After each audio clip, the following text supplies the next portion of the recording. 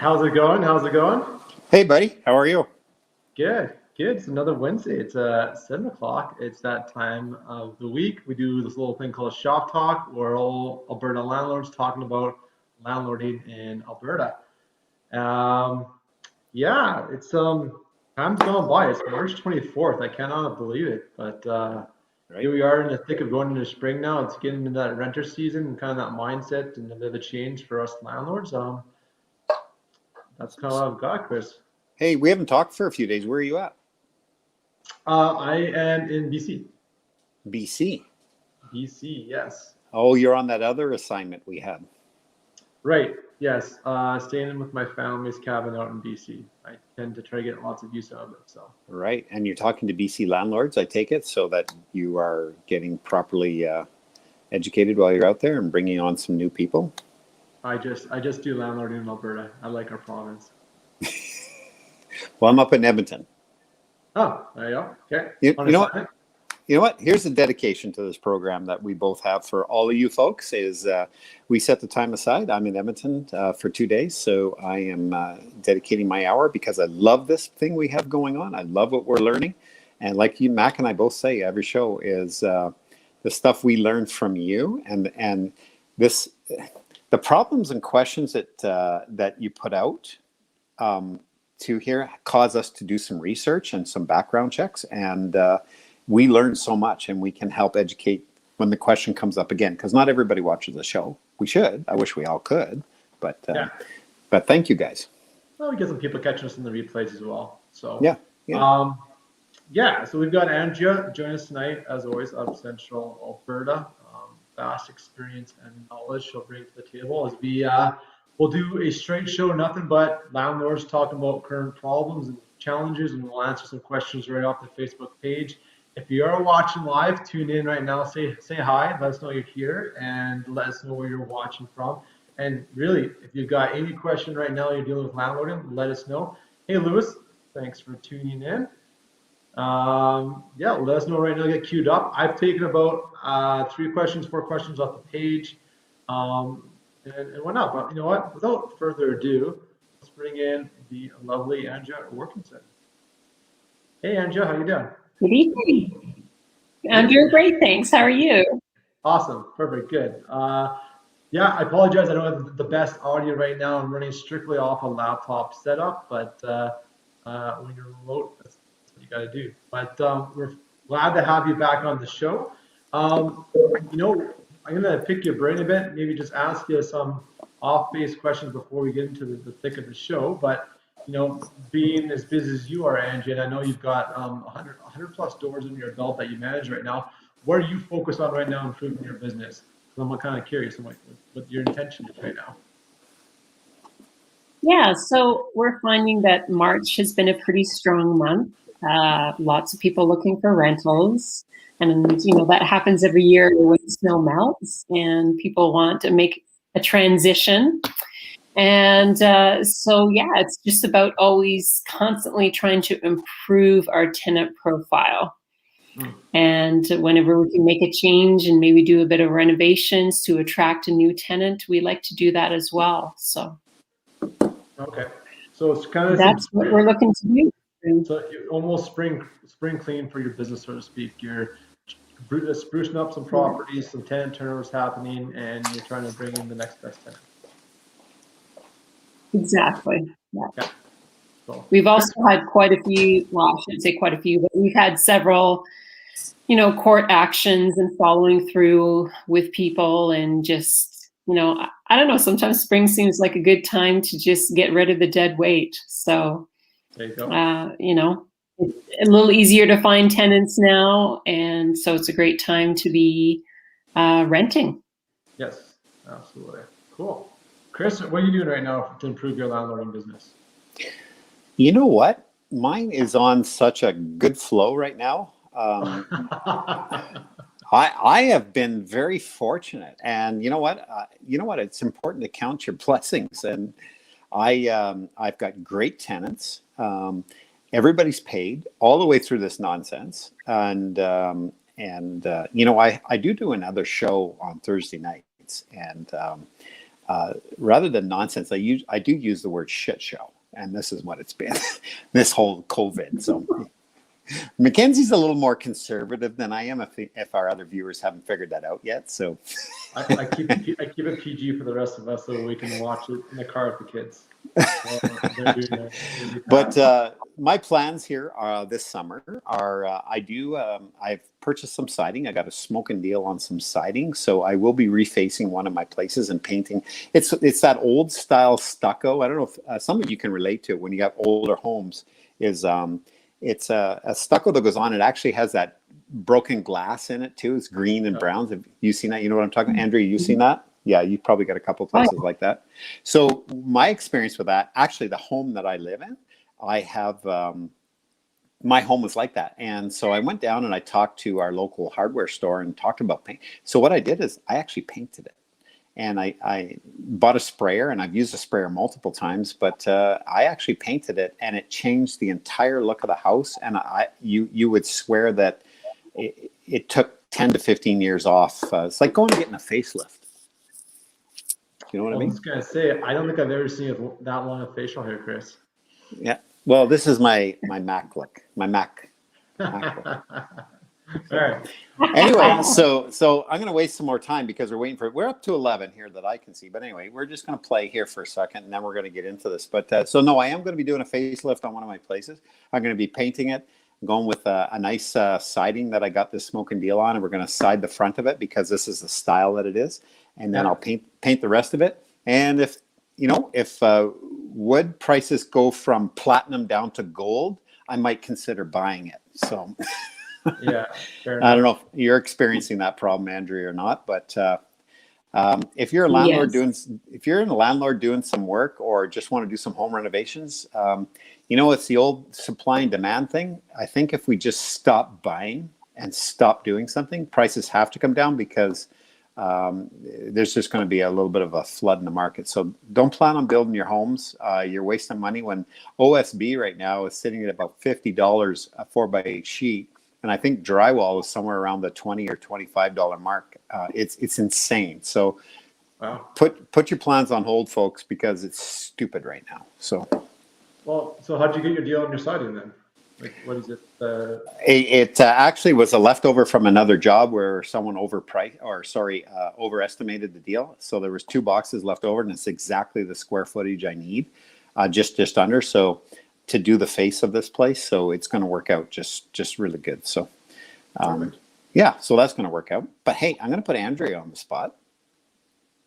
Do you want me to fix that? Do you want me to fix that fascia on the house beside me?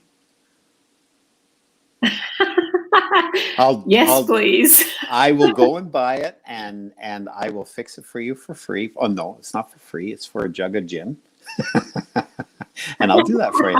I'm done with that. So a little bit of kidding aside, I live next door to one of Andrea's properties, and so she gets a close eye kept on her renters, and she's got some awesome renters in there. And I keep teasing her about this missing fascia, which will take me about a whole 10 minutes to fix. So I would do that for her because let's segue off this off beaten path conversation is get to know your neighbors. Your neighbors can do a lot for looking after your properties. So give them a business card, give them your name and email, your address, your phone number, and just say, hey, like my goal is to be your best neighbor. I'm here to help out. At the same time, I bring in great tenants, but if something is going on that doesn't sound right, I want to know so I can fix it. And I think that kind of approach has served me well. I've gotten a few phone calls in the past, and it's helped me. Well, you don't know this, Mac, but I actually helped Andrea get the people that are in there, so I got to pick my neighbor. So there you go. Is that right? That's a true story, right, Andrea? Yes, it's absolutely true. Yeah, and they're fantastic people. Yeah. Okay. Mm-hmm. So we got another comment coming in here. Hey, Tammy, how's it going tonight? Good to see you. Perfect. Tuning in from Kelowna. Love it. She's got a few rentals up in Edmonton. We've talked once or twice as well on the phone. So I'm going to queue up a question I've got going while people get warmed up on the live chat. I think this one's an easy one. Something a little bit different. Tell me about a positive experience about being a landlord in the business. This person's new to the group. They're seeing our horror stories. Unfortunately, we do have some here and there, but I want to emphasize that they are few and far between when you consider how many of us have ongoing rentals that have no complaints because things are moving smoothly. So, Andrea, you're busy in the business. Tell me about a recent positive experience you've had being a landlord. Yeah, so I've had lots of tenants over the years since I've been doing this for 17 years now. Mhm. And, at Christmas time, I get tenants that give me gifts, which is kind of cool. So, I always look forward to Christmas time, but people just appreciate when you're, honest and fair and treat them well. And I also had the opportunity, to spend some time earlier this week with one of my sets of tenants. And so my former job as a police officer in Vancouver, I have a tenant whose sister was actually murdered by Robert Pickton, of all things. And so, just to spend some time with her and just, be a listening ear and have an appreciation for where she's come from and how far she's come since then. And so there's nothing more rewarding than to see somebody kind of come full circle, from being kind of the down and out to being successful in life. And that's one of the things I love, is to see people succeed. And I love it when my tenants do better for themselves. So that was, a good time this week. Cool. How about you, Chris? Tell me about, you said you're full steam ahead, no issues with tenants, great tenants in place. So you've got to have a positive experience you can talk about right now. Well, the positives for me are, you know what? I'm going to change the flow of this. I'm going to answer this like Kevin O'Leary would answer this. Just like it's on Shark Tank. I'm making money. You mean Dragon's Den? It's Dragon's Den in Canada. Is it in Canada? I'm making money. And isn't that what we're supposed to, Mac, take your conservative side, set it aside, let Chris have his moment. So you know what? And that's the positives in this. I've got good renters, everything's going good. You know what? Maybe I'm due. I don't know. But I've had my hardships prior to this, and that's what's got me involved with you and Andrea, because we've all met, and Gord Heisler and a few others is dealing with these, and that's what created this page. And it went back to me having bad experiences, and I'm going to do something about this, and I created the page.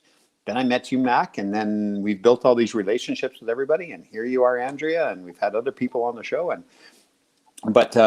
but it's about screening people properly. And my positive experience has been this show. It's been the relationships that we built, Mac, the partnerships that we built for this show and for this page. And it's about the real solid positive from this is that the relation, how we've helped other landlords. And you know what really excites me and actually puts goosebumps on me is when I see a post on there when someone says, "I love this page and this is why." And it just reaffirms me, Mac, that we're doing the right thing here, and we're heading down the right road, and we're bringing in the right partners to make it great. So you know what? That's a huge positive for me from being a landlord, is we've created something that no one else has right now, and it excites me. I would 100% second that. I've definitely seen the. And here's Tammy commenting and supporting that. I refer people often to this page. It's a great resource. And look at this panel. Well, thanks for kind words, Tammy. But same thing here. So this is a text from Monday. It's one of my tenants. I'll probably block those names if I can do it. No, I made it even worse. This is a touch phone. Anyways, my tenant went and solved his own problem, bought some grass seed from one of my properties, and instead of me running and grabbing it for him, because initially asked for it, just sent him an e-transfer. All done, out of my hands. He's doing some small maintenance for me to keep the property going. I don't mind pitching for $20 here and there to keep the property going good if I don't have to do anything about it. He's going to take care of it. So that's my positive tenant story. And for me too, I have a tenant. She says, "Can I paint?" And where she wants to paint, I kind of don't care as long as she's happy. because at the end of the day, if she hits the ceiling, whatever, it's a little bit of paint that I have to do on a ceiling. So if she's happy, because can I paint the bathroom? Can I paint the kitchen? I go, please fill your boots. She wants to pay for things because she wants it the way she wants it. It's a home for her. And once you've gone from a house she's renting to a home she's living in, that's when you know you've made a good transition. And I don't know if that makes sense to a lot of people. Go from a rental place that they're living in to a home that they're living in. That's huge. Yeah, you know, the tenants, and like, if, you know, assuming the relationship's been good and it's longevity, and you've also qualified that the tenant is actually handy or capable of doing the tasks they're asking about, I then would consider it. But yes, if they start making it more personalized and they don't have intention of moving, you get a long-term tenant place. I mean, that's great.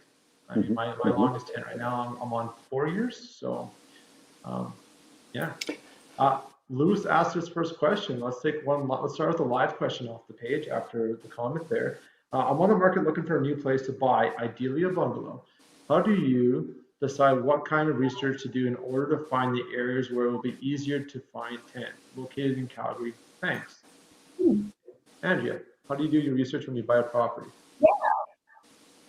So what I like to think about is who is my ideal tenant for the area that I'm purchasing in. So if I'm purchasing something where I think somebody's going to be commuting to downtown, then I want to be near transit, near one of the train stations. If I feel like I'm in a newer community where people will work locally, then maybe that's a little bit different. So I think it's important to keep in mind who your ideal tenant would be and what kind of work they would be doing, or, you know, are they living in that community? Is there a walkability score, you know, being close to either transit or shopping or whatever it is that you're offering. So if you're in a really high-end area, for example, maybe very close to downtown, you have to think that your ideal tenant would probably be a professional working couple, and what is it that they're going to be looking for in a rental. So at the end of the day, I think it almost more importantly is, are you able to cash flow in that area? So not all areas are equal, and so you want to use different tools like Rent Faster to figure out what is the average rent for a bungalow in this neighborhood, and can I make it cash flow? So I would take it from the cash flow perspective kind of first, and then think about area. Now, I don't know Calgary super well, Lewis, but I do know that some investors prefer not to go into the Northeast just because it seems to be a lot of more immigrant culture, if I can use those words. And if you're of that immigrant culture, maybe it's great because you already know who your tenant profile is and you're comfortable with that. And some people really love renting to new Canadians and to different cultural groups. Like I have lots of owners who think Filipinos are the greatest ever, you know, because they're hardworking and, you know, typically they'll stay for 5 years until they save for a down payment for a house. Whereas other people are like, well, I don't want to be in that neighborhood because of the tenant profile, like maybe Forest Lawn, that it attracts, as an example. So I think you need to take it from a cash flow perspective first, and then figure out what kind of tenant profile that you want within that cash flowing area. Because I'm sure not all areas of Calgary cash flow very well, right? You're going to have some ups and downs, and depending on whether it's a single family house or a suited house, you're going to do your math differently. Yeah, I'll add on to that, and then Chris, how do you look at it? I'll throw it back to you. And I've muted you, by the way, Chris, because I know what you're doing with your mic. But Chris, do you do anything when you were buying your properties up in Ponoka, or is Ponoka so small, like it generally looks a good area? Like, how do you make the decision where you bought in Ponoka? You know what? This could sound funny. Initially, I was one of those people. Let's buy a place and rent it out. Here's the keys. Classic mistake. Not really being prepared to how to run it as a business. And then from there, oh, well, that's going good. Let's get another one. And you know what? I didn't take the time to crunch some numbers. But after getting burned and having a wreck and a few things, it's like, wait a minute, I need to do things a little bit differently here. And so now in Ponoka, there is a need for our small community. There is a need for rental properties. And I'm in a position now with equity that if the market goes a bit sideways on me, I'm in a position that I can lower things and still be cash flow positive. Getting in when I did that, what is it, 10 years, 12 years ago now. So for me, considering it, the other thing to consider is how much are you willing to take on? Andrea's got a huge business going on. I'm just a little guy. And then I have this show and I have a few other things going on. So I have to manage my time a little bit better. And I don't want to take on a whole bunch of stuff. So my purpose of what I'm doing is I'm kind of lining things up, believe it or not, for myself, for retirement. Well, I am in retirement, but it's going to be a little bit of a payment there. But you know what? Kids don't know this, but I'm kind of lining up the kids too. So that when things happen, you know, it's inevitable. They're going to have a nice little nest egg to kick off with. And in fact, my son kind of followed my footsteps. He went and bought another place and couldn't get his place sold in time. So he ended up renting his house out. And so he's kind of come over, talked to me, sat down, and we got a great renter in with him. And all of a sudden his equity is being paid up by somebody else. So they're kind of starting to see the advantages of it. I have a place that I was partnered with my daughter in, but she kind of bought me out of that. So she's looking after that part on her own. So, you know, a little family thing going on, but we can take some time to talk, and I am a bit of a support system for them if something goes ugly, or at least get them set up right. So, yeah. Cool. Well, I'll give you my take on it quickly here. So Lewis, when I bought down in Ogden, I really liked Ogden. I found it, and I'm from Calgary, so I can speak a little bit more to the different types of pools of where you can rent or do rental properties in Calgary. Ogden's blue collar, and what I did actually was I went and sat in the parking lot of the strip mall in the community for half an hour, 45 minutes, and I just took notes on the different types of people coming and going. Whether I seen, you know, tradespeople walking in and out of the Safeway, was it, you know, different ethnic backgrounds. I took notes on all that stuff, and you can be pretty sure the people that are in the community are using the local stores. So if you are unsure of a community, you're on the fence between one or two, and you're not maybe quite got your finger on the pulse of the type of tenant that you want for demographic, go sit in those communities, spend some time just kind of doing your surveillance, if you will, over a couple hours, maybe grab a coffee and whatever else and a friend and talk about it. And you'll find quite quickly these different demographics if you just spend some time in the community themselves, also at different times of the day as well. And that's how I did that. But definitely what Andrea said too is super important. And don't be looking at a community like Aspen if, you know, the housing prices are $500,000-$600,000. You know, you're trying to buy that cash flowing bungalow like you talked about. So yeah, depends on that tenant demographic you want to work with. So I mean, Forest Lawn and some of the lower income areas are a little bit more rougher, but then you got a whole different approach and a whole different type of property you can buy to do that. So there's lots of ways to approach this game. So cool. I'll leave that one at that. Do you want me to queue up the next question, guys? Sure.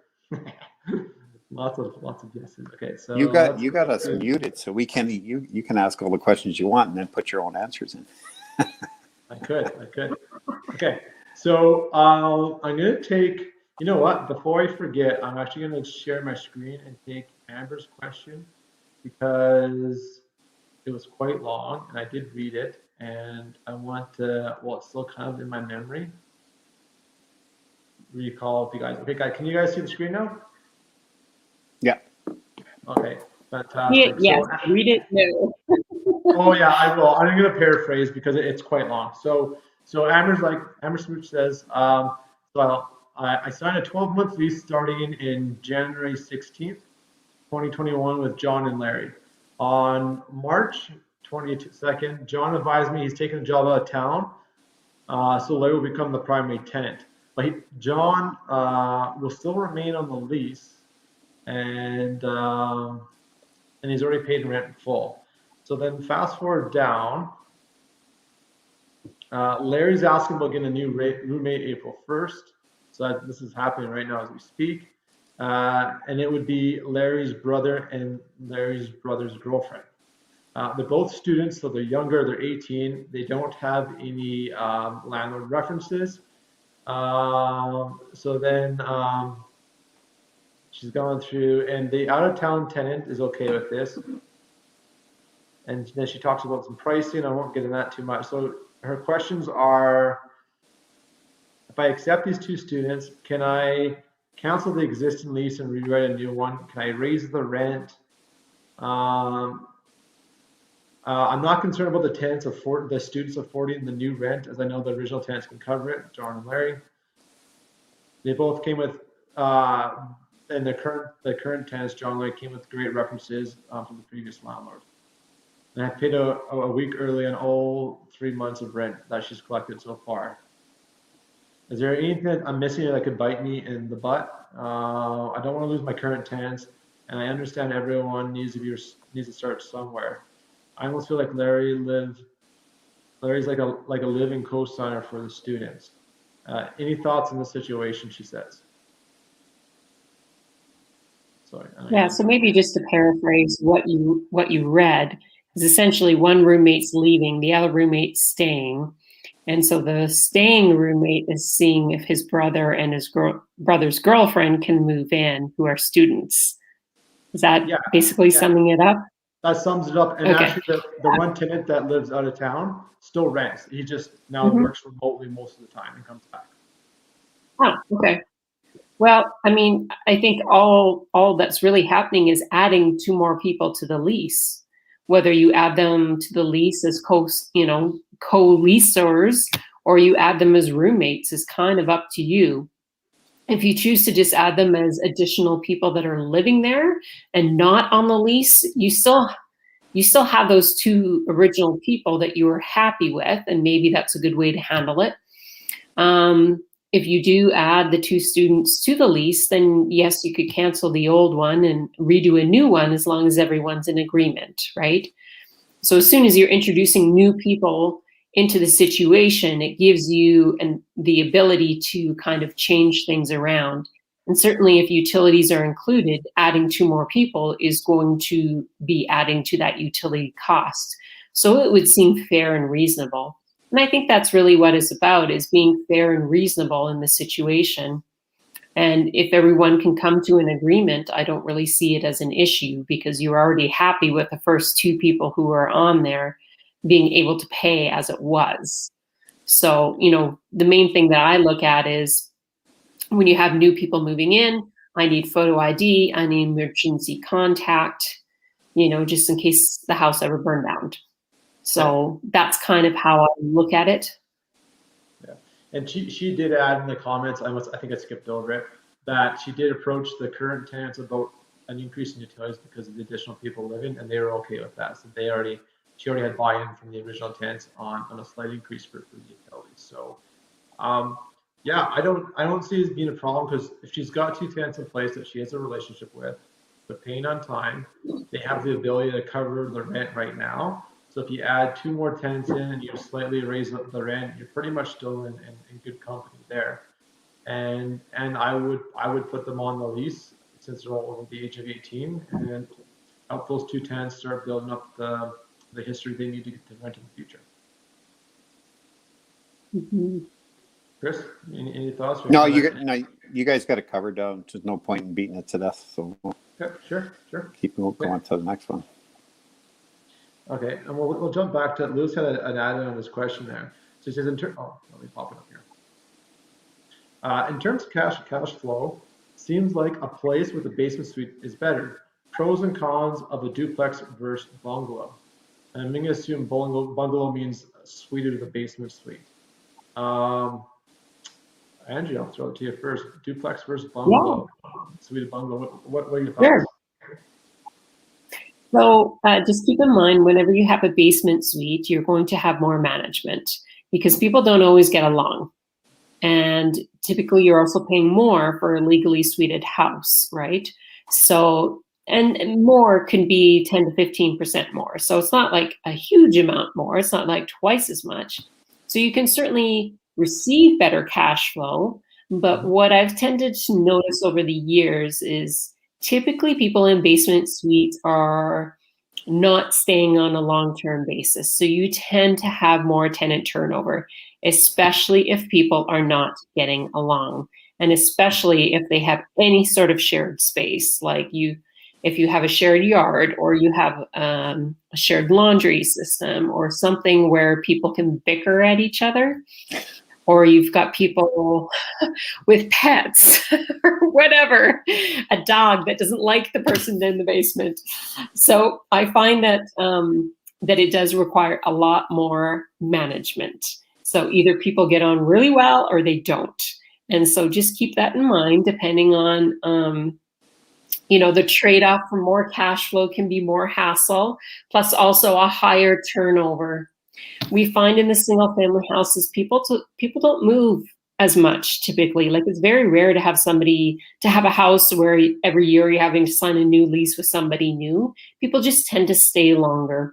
Whereas in the basement suites, those people tend to move out because as soon as they can get more windows, they want more windows. So if you were to choose a basement suite, I would highly recommend getting a walkout, because a walkout, you have far more natural light. People have their own separate entrance and hopefully their own laundry. So if you can make everything as separate as possible and as large windows as possible, you won't have as much tenant turnover. And also make sure there's insulation between the ceiling as well. Yeah, the ceiling to the basement, to the main floor to ceiling basement for sure. I'm right in that demographic. My rental properties here in Calgary are all suited. They're retrofitted existing properties with the basement suite added. And like it'll just 100% echo what you're seeing, Andrea. I typically find my tenant demographic in the basements are typically a transition in their life. They're coming off a job change, divorce, fresh out of school, graduation. They typically need that cheaper rent of the basement suite. And then once they kind of get settled in or they're able to get to the next step, they are typically moving. So I do have more turnover in my basement suites than my main floor unit. But granted, out of my 3 properties, my longest staying tenants are in fact basement tenants. So not everyone chooses to move. But the next biggest thing is big windows and natural light. The more windows you can put in place, you're at that part on your buying decision, do it, because the biggest complaints are cold and dark. So put natural light in and make sure they're insulated or you've got appropriate heating so when they walk in, it's not cold. And that'd be my biggest suggestions. Yeah. Chris, anything you want to add to that? I have a basement suite in one of my places. I'm very fortunate because this is going to sound funny, but the 2 girls leave the door open. They've just become that great of friends that they look after each other. They share the internet together. It's an amazing relationship. And you know what? When you get those kind of relationships happening with your tenants, whatever they need, I get it for them because I don't want to lose either one. Like if they need something, I get it. This is the girl I described earlier, the upstairs one who wants to do the painting. And it's like, yes, what else do you want? Yes, yes, yes. Yeah. And the girl downstairs. So originally, I had the girl downstairs. Her and her boyfriend were there, and then the upstairs people came in, and their whole attitude was, "We didn't move here to socialize with other people. We moved here, and we want to be left alone." I go, "Okay, you have a concern. Just talk to each other." And the other one wanted to talk with them and meet them. They said, "We don't want to meet anybody." I said, "The flags are right there. You know what's going to happen," and it did. And so you know what? They wanted to be gone and out of their lease. I had no problem. Yeah, you want out of your lease? Sure, go. And this other lady came in with her kids, and it's just been great for me. So cool. So yeah, it's all about placing people and pick. You really got to take the time to make sure there's a fit. And you know what? Go to your other renter, say, "Hey, do you know anybody who would be interested?" That's huge. Yeah. Yeah. Look for referrals for sure. Yeah. And you can reward with an incentive too, right? They give you something that works out. Yeah. I'm gonna be a betting person. I'm guessing this is Amber that we just talked about her situation where she's got the two tenants and she's looking at the tenant's brother and girlfriend who are new, just turned adults at 18. So she says, thanks for exploring my situation. Do I have to rewrite the lease to raise the rent utilities? Also, just for fun, would you each throw me what amount you would raise the rent by? I will raise the utilities probably 50, but I don't know how much to raise the rent by. Thanks. Good question. I'll take a stab first at the rent raising. It depends what is competitive out in the market. But I mean, you're also seen as helping these tenants get started since they got no rental experience. You know, what can they afford a month? Can they each afford $150? So you raise it 300. It's small enough where it's not a big raise for them, and then at the same time, you're still getting an additional $300. It's kind of a market question, really. But I don't know, Andrea, how would you tackle that one? Yeah, I would go with whatever the market rent is. And because you just started this lease January 1st, it's probably still the same market rent as it is now. It's just your utility costs will be higher. So I would raise the utility cost $50 per person, because typically it doesn't cost any more to heat a property, but you will have extra water for sure, for showers and laundry. And then you'll have a bit of extra, electricity, especially if students are home all day and they're not, going out to their post-secondary school. So I wouldn't necessarily raise the rent, but I would raise the utility cost. There you go. I like that answer. Chris, can you tell us about one? No, I agree. You're right on. Everybody's right on with that. So. Okay. You want me to throw a question at you? Yeah, do it. Well, didn't I just mess that up? Okay, here we go. Where was it here? I had it, and then I was playing around reading question. Okay. Akash Seth says, my tenant is breaking rent agreement a few months in advance. Tenant's going to vacate in the beginning of May. The agreement is ending in July. I do have the damage deposit amount, but as tenant is breaking the agreement in advance, I wanted to understand what else can I do as per the law. Can I keep the damage deposit because the tenant is breaking the agreement in advance? I do have to check damages, get them fixed, and get a place cleaned for the next tenant. Can you please advise? Mm-hmm. So Andrea. Yeah. So it always goes back to whatever your lease says. And if you were to go to court, the judge would look and read your lease, and whatever it says in your lease is kind of what you go by to a degree. So, for example, in our lease, it says if you break the lease early, you are subject to a 2-month rental penalty. So if your rent was $1,000 a month, that's $2,000. Now, whatever damages there are to the property, the damage deposit first has to go towards those damages. Then it would go to any outstanding rent or in this case, a lease breaking fee. So if that person doesn't pay the fee to break the lease, then I would highly recommend you put it on the Landlord Credit Bureau and go after them that way. But you have to go back and see what your lease says. If your lease doesn't have a clause in it that says you're subject to X amount of penalty, then you don't really have a leg to stand on. Now, the other thing is that you're supposed to make every effort to re-rent the property as quickly as possible to somebody new to mitigate that loss.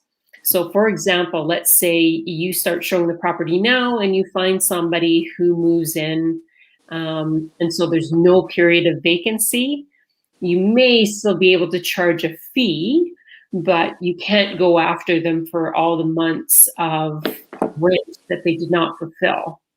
So there's kind of a few different things to keep in mind, and you do need to make an effort, right? So if this was ever to go to court and I was the tenant saying, well, the vacancy rate in our area at 4%. This landlord didn't even try. They had no ads. There was no showings because they would have had to notify me of the showings, et cetera, et cetera. Then the judge might just find in the tenant's favor and say, well, the landlord purposely did not do any showings and they purposely did not try to rent the property. So we each need to play our role. And it is important to know what the law is. So again, it always goes back to your lease first, but you do have to make every effort to re-rent the property. And we have had people, for example, with a job transfer, and it's just life. People get job transfers sometimes, and they do pay the rent even when they're not living there. And so sometimes you get great people who honor what the lease says, and sometimes you don't. And you don't know until you try and work something out with people. But it's important to remind them what they signed under that lease and what they agreed to was their responsibility. Right. And you know what? The key thing in this is what this person wrote. One thing I remind everybody on the page, when you're helping others out, when you are responding, try to respond in a positive aspect here. So right away I get out of this is, okay, we're at March, whatever, what is today, the 23rd? And we're already talking about this lease being broken because they're going to vacate the beginning of May. So May 1st. So that means we have the last part of March, all of April. So we have, 45-ish days yet to go. So what you do now is you're going to work with your renter. You're going to get this listed. And you're going to start to show it, and they're going to, everybody work together because it's in the renter's advantage to work with you because you told them if you can't get it rented, guess what? They have to pay. So do you think they're going to open their doors to let you see it? Absolutely, they're going to. So the question here is, can I keep their damage deposit? So yes, you can to a point, but like Andrea said, you have to do your due diligence in getting rented. You've got a ton of time here to get on board with this. So my question is, in your lease agreement, do you have a re-rental fee? Do you have something like that, Andrea? The re-rental? Yeah. So there's $2,000, right, Andrea? No. 2 months rent. Yeah. Okay, but if you're able to get it rented, do you have a fee where you charge them like $250 for the re-rental? Yeah. I believe it's $300. Yeah. So there's also that fee in there too, where you have to go out, you have to take your time to show, you have to take your time to advertise it. There's that fee as well. So you'll get that fee to help you with that. Then you don't have to worry about, okay, can I keep the damage deposit? Well, yeah, the answer is yes. But remember, the damage deposit goes towards damages. If they leave the place clean, fine. Then you talk to them and it's going to be applied towards the lease breaking fee after that. So, yeah, are you on the same page with me, you guys? Or yeah, I think so. You got me thinking. I got two things. So Andrea, you do a 2-month rent penalty. Sometimes or all the time, it depends how fast you rent it out. That 2 months gets charged. Is that how that works? Yeah. So if we rent the property and there's no period of vacancy, then we don't charge that fee. It's only if there's a period of vacancy that we charge up to 2 months. Oh, I see. Up to 2 months. Right. Essentially, that's the same thing as the RTA, where, like you said, as long as the landlord is seen as making reasonable effort, which I'm going to lead into that part of my next question, you just keep charging them rent until you get it filled, essentially. Okay. And so if the person goes, if you can't find a suitable renter and you go 90 days, then you're paid 2 months and you eat the third month, but they're out of it, they're gone because they paid their fee. So it's a lease break fee. Yeah. Exactly. And I've incorporated that in now with mine after talking to one of our other renting experts, which is Gord Heisler, and you know Gord very well, Andrea, and so do you, Mac. It's perfect. You know what? If I can't get a place rented out in 2 months, there's something wrong. I have to reevaluate. Is there something wrong with the economy, or is there something wrong with me and how I'm delivering it? So you should be able to do that, and you should be giving whatever money's back at that point. So. Yeah. Besides the time of the year being around Christmas, 2 months should be more than enough time to find the tenant. So there's always people looking. You just got me thinking. So I charge a $500 lease break fee that I sometimes waive if I can find a tenant quickly and depending the time of year. In my last situation, I chose not to waive it. It was right over Christmas. But what I'm thinking I might do now, as I was listening to you guys talk, is I might double it to 1,000. But then my pitch back to the tenant is, listen, I'll help you out. I only charge half of my break fee, only $500. If you help me go and find a new tenant, and again, like Chris said, make sure that you have free access to the doors, to the unit, so you can do showings and all that good stuff, and then keep the unit clean. And I just thought about doing that because just from my experience with my last tenant, it turned a little bit sour, and she was fighting me a bit on it. And now, if I had just repositioned how I worded it, I still would have got my $500 fee for dealing with additional work of finding a new tenant. But I probably would have had her being a little bit more cooperative with me. You know, I just thought of that on the spot. So. Can I throw this next question up, Mac? I got another one. It's different than what we're talking about. So. Sure. Okay, so Rose puts on here, it's on the page, it was put on yesterday. It says, another question that is a general opinion. What's a general opinion of vinyl plank floor covering on stairs? It seems it would be slippery compared to carpet. Are there any liability issues if someone slipped? Wow, Yeah, good question. it is a great question. So in pretty much all of our renovations now, we are using vinyl flooring except on the stairs for a couple reasons. One is definitely we want to reduce any sort of accidental falling, but also we find that unless you use like really high quality metal, and I'm not talking the cheap metal nosings, but the more expensive ones, unless you use those, the nosings always fall off if you use those kind of rubbery ones, and then it just looks bad. And then what do you do with those stringers? It just costs more money with those stringers and it's fiddly, and you're just as well to get the carpet on the stairs. And so when we do a gut renovation of a rental, the only place we put carpet is the stairs now.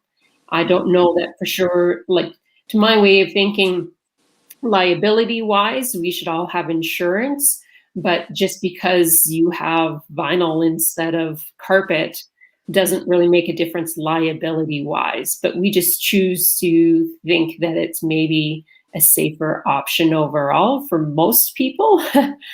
And you know, I've been in very fancy houses where they have Italian marble stairs. I would not want to walk on those. And yes, they're slippery. So I just think about how would I want to live and how would I want to walk down my stairs if I'm tired or, you know, that type of thing. So. For me, because I do a lot of my own renovations or own repairs, I actually put some laminate flooring in, and it was a nice sheen to it and everything else, and I did it on the stairs. But I went and I bought the metal nosings, and that which you nail down. So you know what, there is a grip there regardless. But again, you think about it, this is not an abnormal thing. It's not something you won't find in a normal. I shouldn't say normal, but in a regular house where anybody would live. So why can't you put that on there? Here's where you may run into trouble. Do you have a hand railing? If you don't have a hand railing on there, you know what? You've just increased your liability because codes. Yeah. What's code?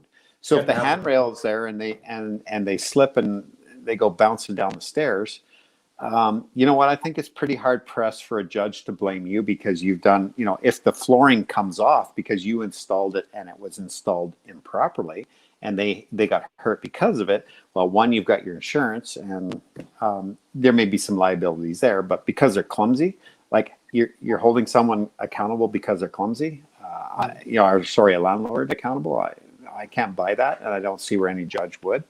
But you know what? Just follow what codes are. If these nosings go with them, or you up it to a metal one where there's no slipping, and like Andrea says, you can glue those ones down, but they come off. So that's why I nail them down. And you know, there's no question that you're gonna you're going to have some traction going up and down the stairs. So I wouldn't over worry that one.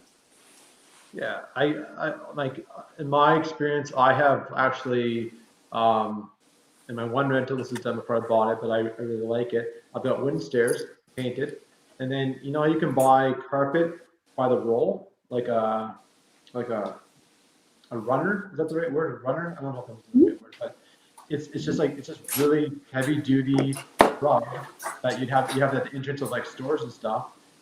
It goes down my stairs, so it's essentially like carpet. It's just stapled into place, and I've not had a problem with it. It's affordable.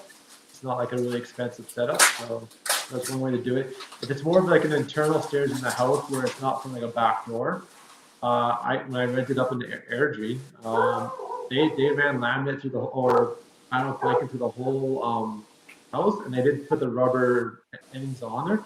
And when I first moved in, I had to get used to walking down because I did catch my feet sometimes because it's the crookedness of the nosings. But I don't know. And here's Brenna chiming in right now. She says, I've put vinyl on my stairs with metal nosings and I haven't had issues. So yeah, I think from a liability perspective, since it's very common, you're not going to have any issues there. Yeah, well, Brenda and I are on the same page. That's good. Hey, okay, so you know what? I'm going to change it up to a bit of humor here. Do you remember that plastic stuff you used to put on the stairs? And they would follow the stairs down, and then you flip it over. You flip it over, so when someone goes in the middle of the night, or they're coming out of the bathroom to go back down the stairs, and you flip it over, and it's got all the little spikes in it.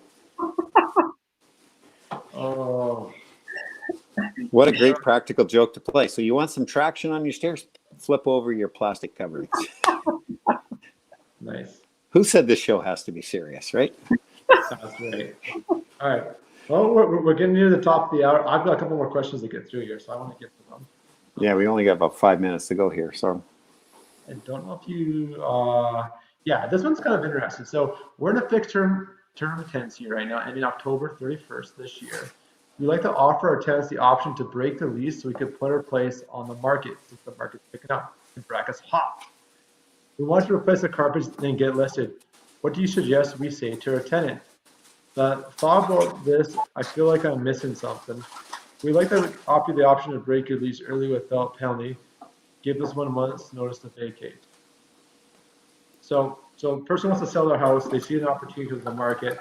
They have a fixed term in place. How do you talk to your tenants about ending the lease early? Andrew. Well, I'd be pretty darn honest and say, you know what, our circumstances have changed. We decided we need to sell. And so we would like to give you the opportunity to just move somewhere else, you know, or if you want to stay while we sell the house, you can do that too. And I guess it kind of depends how long that person's been there for, because if your tenants just moved in, they're going to be a little bit upset because every time you move, it costs money, you know, to set up with your internet and, you know, the moving costs and all that sort of thing. Yeah. So, you know, if your tenant's also been there for 10 years and this comes right out of the blue, you might want to offer them the option to buy it first. You never know. Maybe they like it so much they would love to buy it. And with interest rates at all-time low, it would actually be a good time for them to be able to qualify. So I would have an open conversation about it first.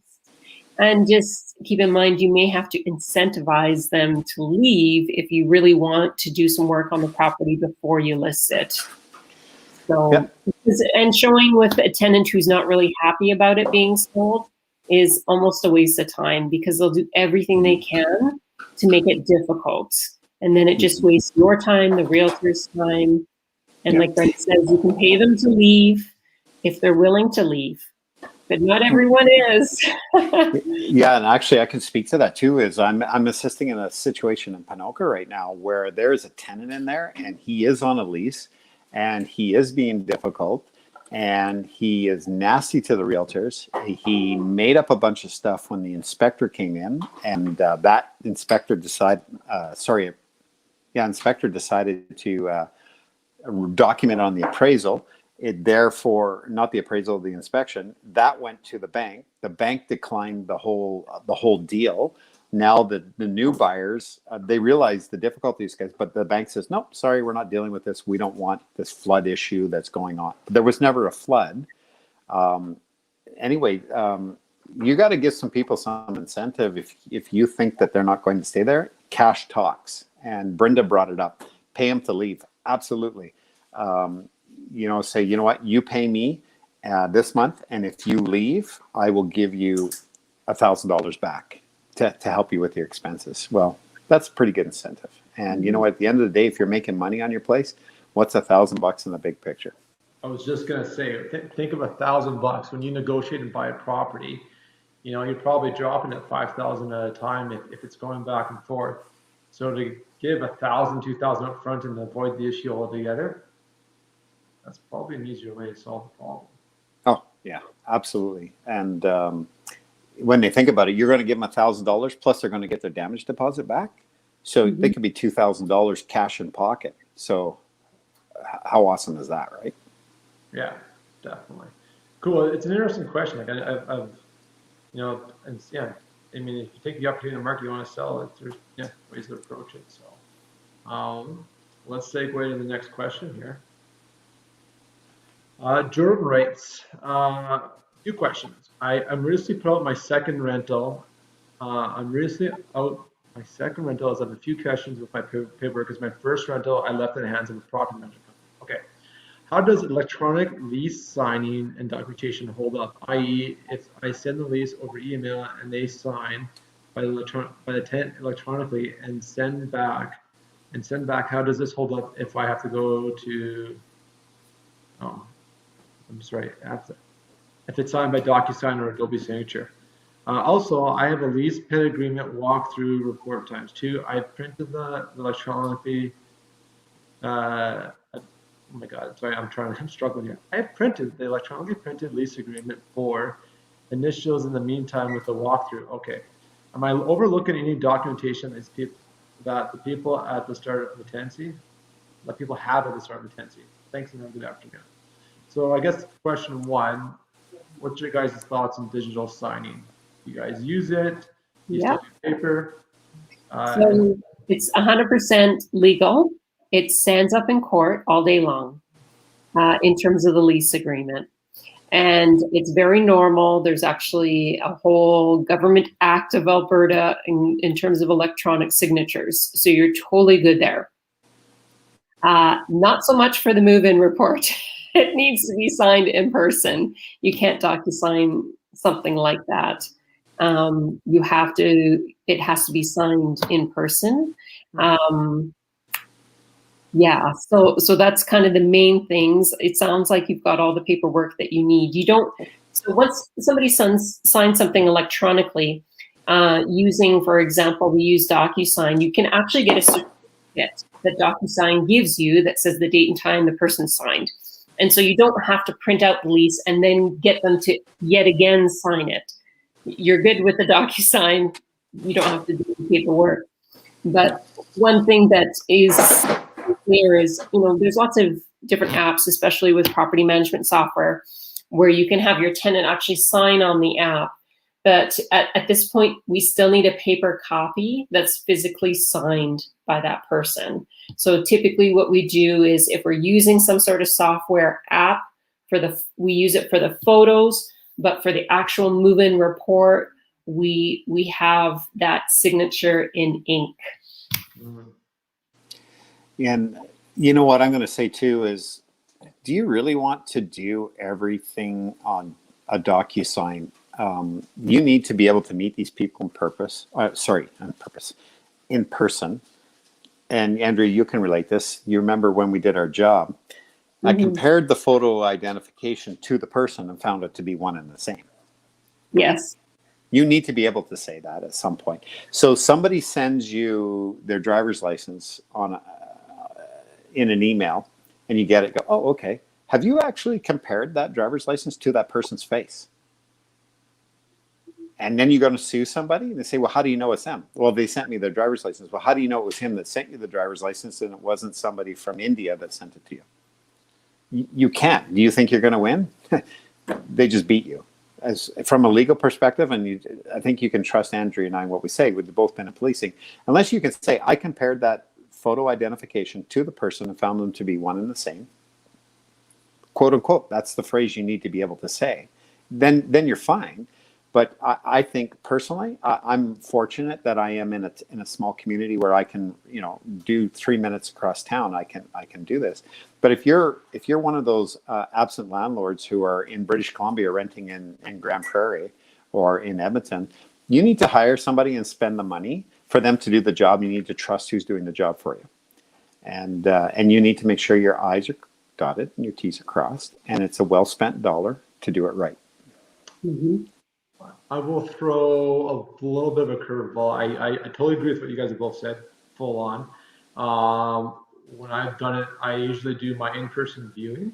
So I've met the folks, and then I get a digital copy of their driver's license at the time of them filling out the application. And that's what as long as that matches the people I've met in person and I'm happy with. And then I've thought about this too because of COVID now, some more of these virtual viewings that have been going on is you could do a Zoom call with that individual if it's going to be virtual and walk them through. This would be more so if they're not local to the property or moving into the city. And you can record that Zoom call and keep a copy of that. And then again, make sure you get that driver's license so you can have that, as you guys have said, that side-by-side comparison without physically meeting them yet. What's your guys' thoughts on throwing that tech into the equation? Yeah, I think yeah. When you're dealing with people that are out of province or out of city, and that's how you're handling it with doing some sort of video walkthrough showing, it's really like I always prefer to have somebody come on their behalf so I can meet them and ask more questions about the situation and see why it is that they're moving, and just requiring a little bit more due diligence when you're not actually meeting somebody. So I have worked with like job relocation companies before that, the local person here is finding a property for that person who works for Schlumberger or whoever. And that's always worked out fine because that the employer is actually relocating that employee. It's kind of like when the RCMP posts somebody to your town, you kind of have an idea that they'll probably be all right. So it just requires a bit extra due diligence to confirm that the person that you are speaking to is the person who's applied. And that's why things like doing your credit checks, when you do a credit check, you can see the history of where that person has lived. Yes. And compare that to what you have received. And it's also important to ask the references, what's the address of where this tenant is living now? Not just say, oh, can you tell me about them? It's like, where do they live? How much do they pay for rent? How do they normally pay rent? These are questions that the landlord should know. But if they have a friend answering the questions for them, they're like, oh, well, I can't talk right now. Can I get back to you? And you're like, oh yeah, sure. Yeah. Those are good points. I'll just go a bit further. You know what? We're here to help you guys on the page, and Andrea and I have the advantage of having some policing background, and we have a natural suspiciousness about us, and it's ask the tough questions. So someone shows you their driver's license. Okay, here's my driver's license, Miss Warkentin, and you go, okay, great. So what did you get out of that? Is it even legit? How many times did Andrea or I come up with fake IDs and false IDs? These are printed. They cost $500 to get one of these on the black market. And there are security features in these that you can feel. So this is why I'm an advocate of meeting people personally, getting these things in your hands and doing your due diligence, or I'm going to go back to it, hire somebody that will do it right and do it how you want it done. Because at the end of the day, the security features in a driver's license that you can feel and look for are going to make sure that you say when it goes to court, I compared this photo identification to the person that I spoke to, and it was one and the same. And I know that because, so we're talking legal mumbo jumbo to you, but if you're going to learn something, take that away from us as those little extras that the judge will be impressed with you, that you've done your due diligence, and there you go. You got me thinking. I'll track down the link. I'm sure there's a government link for how to recognize a legitimate ID. I'll post that in the group. If you go to your own driver's licenses, actually tonight after the show, you feel it. There are actually raised lettering on it, and if you take it and you tilt it sideways, you can see the different features within that are kind of different. So, Security features. Cool. yeah. Short Okay. story, Mac. I know we're leaving, but and actually, Andrea will have a giggle out of this. I took a driver's license one evening and swiped it in my car, and it was a fellow that I was dealing with, and the swipe, because there's a feature on the back here, through my computer, came up with a girl's name. So I'm going, what? Oh, I must have swiped it wrong. Swiped it again. Same thing came up. I go, what? Then that's when I picked up on the fact that you can, and then anyway, from there, short story, somebody went to jail, and I got the rest of the story, $500 to pick up an ID that somebody bought on the black market. So when your wallets go missing out of your vehicles or at the stores, guess where they're going to? Somebody's printing up some ID. Mm-hmm. So Interesting. yeah, there we go. Is that not one more question, Mac, or are we good? One more question. I did promise to answer it, and then we're going to go here and kind of wrap it up. Did I already answer this one? Oh, yeah, this is the humidity thing with the plants, eh? Yeah, and I've never heard this one before. So Caroline raised this question. I thought it was really interesting. Being allowed, blah, blah, blah, blah, blah. Okay, so plants. Next potential tenants state that they have lots of tropical plants and have to keep the humidity at the home at 60% all year round. They said that the windows without plants are the ones that fog up, and the ones with plants, which apparently most of the home except for the bedrooms, never have condensation in the winter because the plants do the cleaning up. Insert emoji. Has anyone rented to an excessive plant renter? Any feedback on the damages to the walls from humidity, baseboards, molds, etc.? I've never even given this thought. I have not crossed this situation, so I'm not going to be of much help. But Andrea, 17 years of landlording. Have you had someone bringing a jungle to your property? We actually bought a property that was like a jungle inside and out, and they had lived there for quite a long time, actually. Now, they weren't necessarily keeping the humidity at 60%, but when you have somebody who's got a grow up going on in your house, absolutely there is mold, and it does require remediation. And so not long after I took over management for a fellow, I went in, doing my due diligence and visiting all the new tenants and, giving inspection notices so I could 60% and go through. And, he had one door kind of blocked off that I couldn't get into, and I could smell marijuana. I knew what it was. And so I just said, and he conveniently was not home. He said, help yourself. And he had even blocked the door off. And so I just called the locksmith and I said, break in, open her up, because I didn't want to break the door down, right? Yeah. So that's what we did.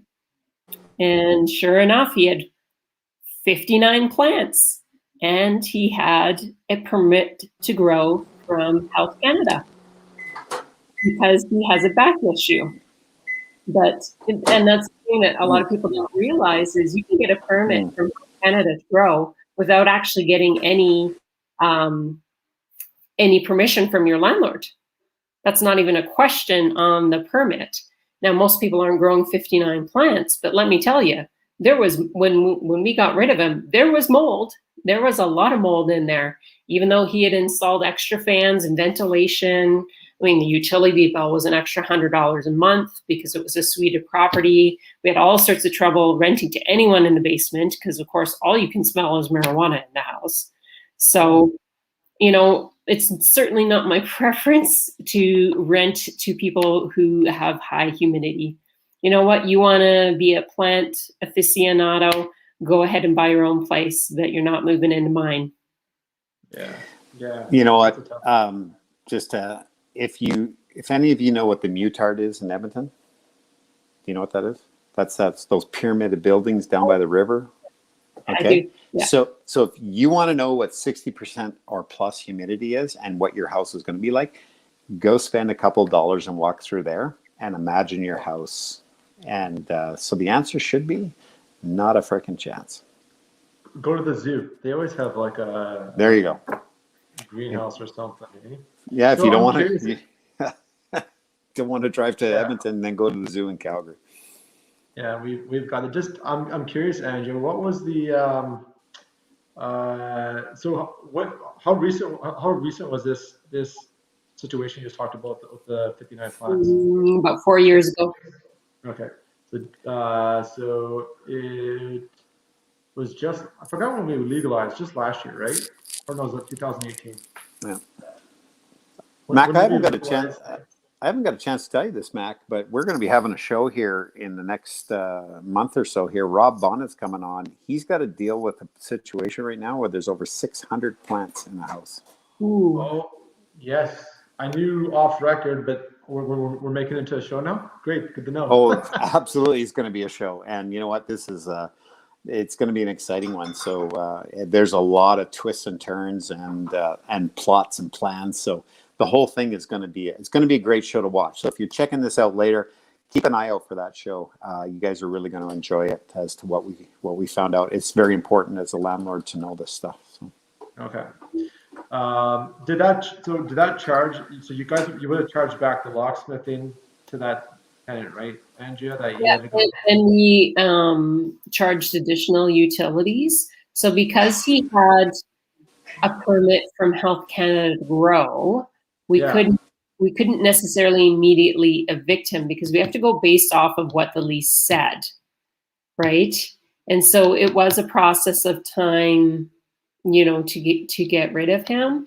But certainly that room had a lot of mold growth in it, even though he felt like he was being responsible in his ventilation and everything else. But for the owner, it's just, again, we talked about suited houses earlier. Never mind the fact that it's a basement suite, but the fact that the guy's got a grow up upstairs, very difficult to rent out the basement and have anyone stay for any period of time. Yeah. So it was really just a nightmare to deal with, and we got him out. But the fact that you could get a certificate from Health Canada to grow 49 plants without even needing the landlord's permission just blows my mind. But maybe they've changed the law since. I don't know. It sounds like Rob Bonnan might have some input on that. That was the other thing you got me thinking of. So in my leases, I explicitly state you cannot grow any wheat plants, even though legally now you can do that in Canada and all that good stuff.